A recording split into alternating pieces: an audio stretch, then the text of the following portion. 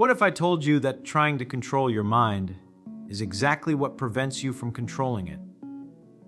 That the harder you try to force your thoughts into submission, chaotic they become. There's something fundamentally wrong with how people approach the problem of mental control. They treat their minds like wild horses that need to be broken, when what's really needed is something entirely different. The brain doesn't respond to force the way we think it does. This isn't about willpower or discipline in the way most people understand those words. It's about understanding a mechanism that's been operating in every human being since the beginning of consciousness itself. And once you see how it actually works, the whole problem transforms into something much simpler and much more interesting. Let's start with what doesn't work. Watch what happens when someone sits down and decides they're going to concentrate. They set themselves up with a book or a problem to solve, and they make this internal announcement. I will focus. I will not let my mind wander. What happens next?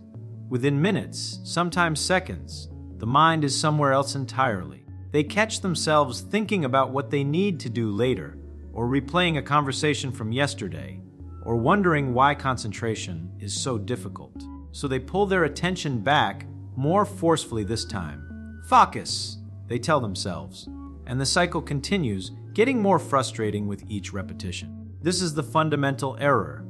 They're treating attention like a spotlight that can be aimed and held in place through sheer determination. But that's not what attention is. It doesn't work that way, and trying to force it creates the very problem you're trying to solve. Here's what's actually happening. When you command yourself to focus, you create a kind of internal supervisor, a part of your mind watching another part of your mind, checking constantly whether you're still focused. This supervisor becomes another thought stream, another voice in your head. Now, instead of one process happening, you have two: the thing you're trying to concentrate on, constant checking to see if you're concentrated. The checking itself is a distraction. You've doubled your mental workload. And there's something else. The moment you notice your mind has wandered, there's often a flash of frustration or self-criticism. There I go again, distracted. This emotion is like throwing gasoline on a fire. Now you're not just distracted, you're distracted and upset about being distracted. It has to process that emotion, which takes energy away from whatever you were trying to focus on in the first place. So what's the alternative? It starts with understanding what the mind naturally does when left alone. Sit quietly for a moment and just watch what happens. Don't try to control anything. Just observe. Thoughts arise spontaneously. An image might appear, or a fragment of a song, or the memory of something someone said. These thoughts aren't interruptions. They're the mind's natural activity, like breathing or a heartbeat. The brain is always generating mental content. That's what brains do. The question isn't how to stop this process. The question is how to work with it rather than against it. And here's the key insight: the mind becomes calm not through force, through interest. Real, genuine interest in something specific pulls your attention like gravity pulls objects. You don't have to try. The focusing happens by itself. What happens when you're genuinely curious about something? Maybe you're reading a mystery story and you really want to know what happens next. You're working on a puzzle that's just at the edge of your ability to solve. Or you're watching something in nature, a spider building a web, the way water flows around rocks in a stream. In those moments, are you telling yourself to focus? Are you fighting off distracting thoughts? No, your attention is simply there, held by the thing that interests you. This is what real concentration looks like. It's not a battle. It's more like the attention gets absorbed into what you're doing. The secret, then, is not to develop some special power of concentration, but to become more genuinely interested in things. To cultivate curiosity rather than willpower. Here's where it gets subtle. You can't force interest any more than you can force concentration. Telling yourself, I will be interested in this, doesn't work. Interest arises from a different place.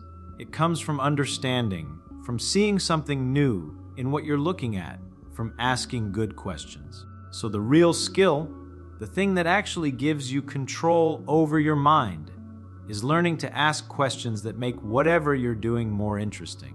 Let's say you're reading a difficult textbook. The material seems dry and your mind keeps wandering.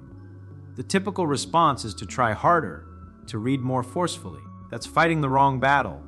What if instead you stopped and asked, what is this really saying? What would happen if this idea were wrong? How does this connect to something I already understand?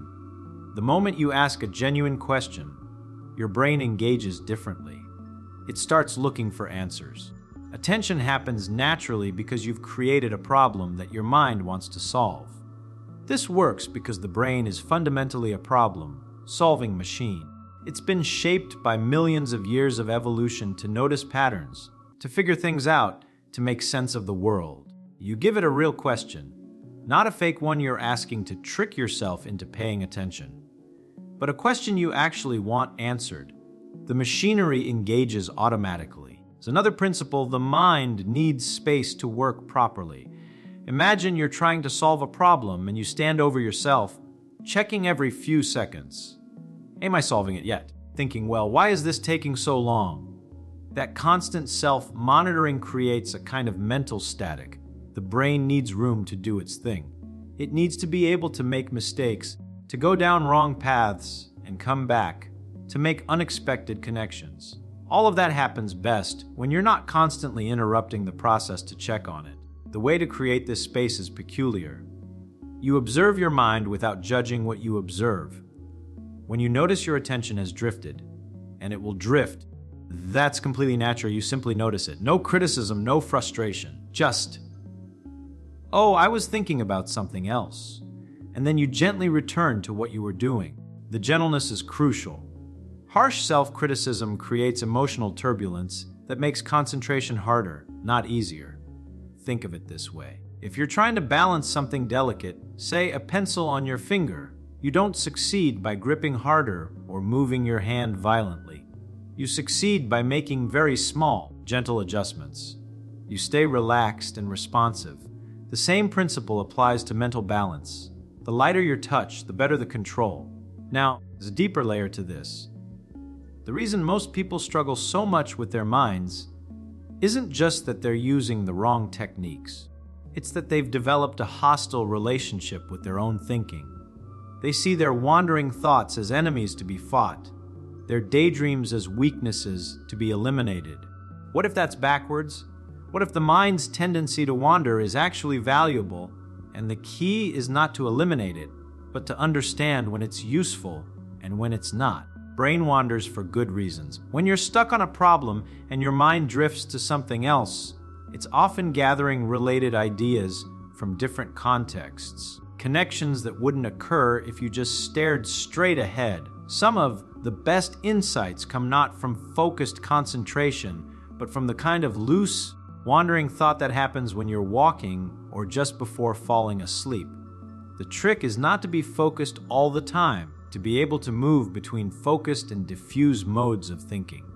This means the goal isn't to achieve some state of permanent laser, like concentration.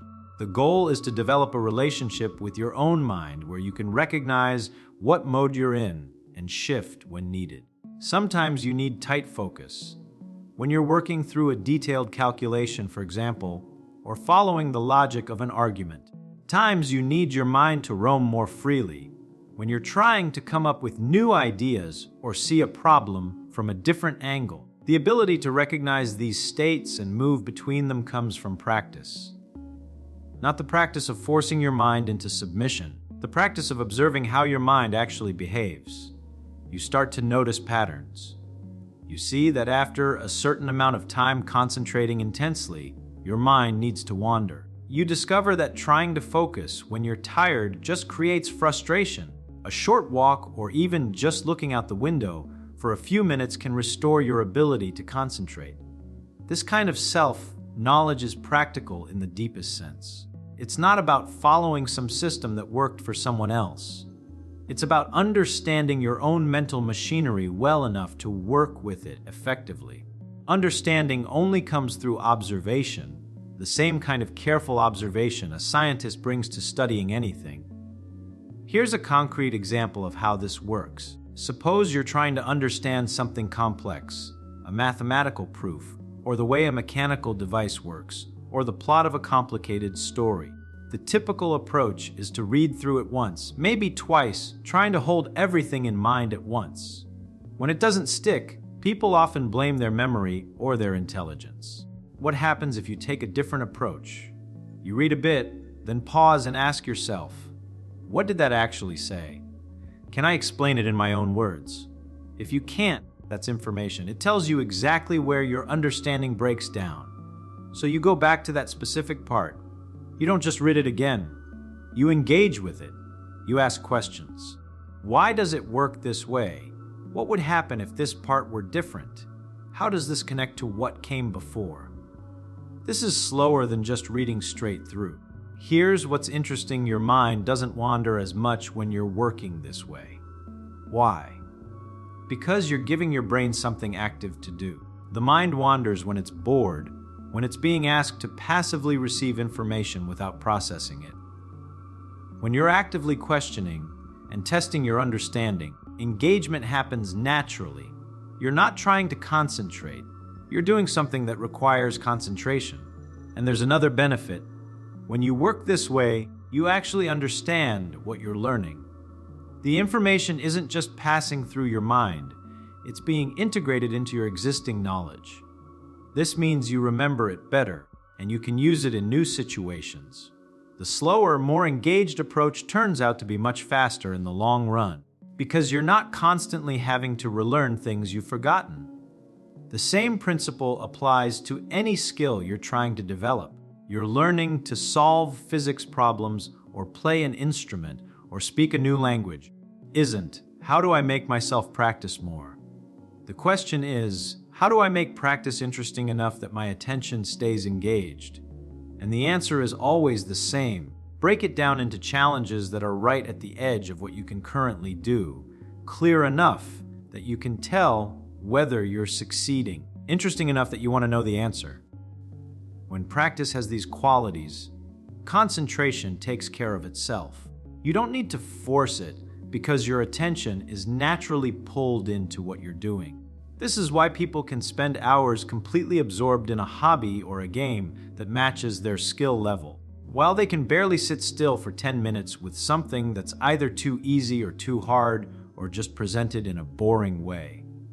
So here's what it all comes down to. Controlling your mind isn't about developing some mystical power of concentration. It's not about willpower or discipline in the brute force sense. It's about three things. First, understanding how attention actually works, how it's pulled by interest rather than forced by effort, how the act of monitoring yourself can become its own distraction. Gentleness works better than force. Second, developing the ability to make things interesting through the questions you ask. This is a skill you can practice. The more you do it, you get at finding the interesting aspects of whatever you're working with. Third, observing your own mind carefully enough to understand its patterns. When it works well, when it needs rest, what genuinely engages it versus what you think should engage it. None of this is complicated in principle, but like anything worth doing, it takes practice to develop. The good news is that the practice itself isn't a struggle. Once you stop trying to fight your own mind and start working with it instead, the whole process becomes much more pleasant. You might even find yourself enjoying the kind of focused work that used to feel like torture. There's a certain freedom that comes from understanding this. Most people feel like prisoners of their own thoughts, constantly battling their wandering attention, beating themselves up for not concentrating better. But when you see that the wandering is natural, that it can be redirected through interest rather than force, the key is curiosity rather than discipline, suddenly the whole problem looks different. You're not trying to conquer some enemy. You're just learning to work with a mechanism that's been there all along. The mind is an extraordinary instrument. It can solve problems, create beauty, stand the deepest workings of nature. But it works best when it's engaged, curious, and free to make connections in its own way. Your job isn't to control it in the sense of dominating it. Your job is to understand it well enough to point it in useful directions. and then get out of the way and let it work. Control. Knowing when to guide and when to simply observe, when to focus and when to let your thoughts roam, when to push and when to rest. This understanding doesn't come overnight, but it's worth pursuing because once you have it, you're no longer fighting a losing battle with your own mind. You're working with it, using it the way it was meant to be used, and that makes all the difference.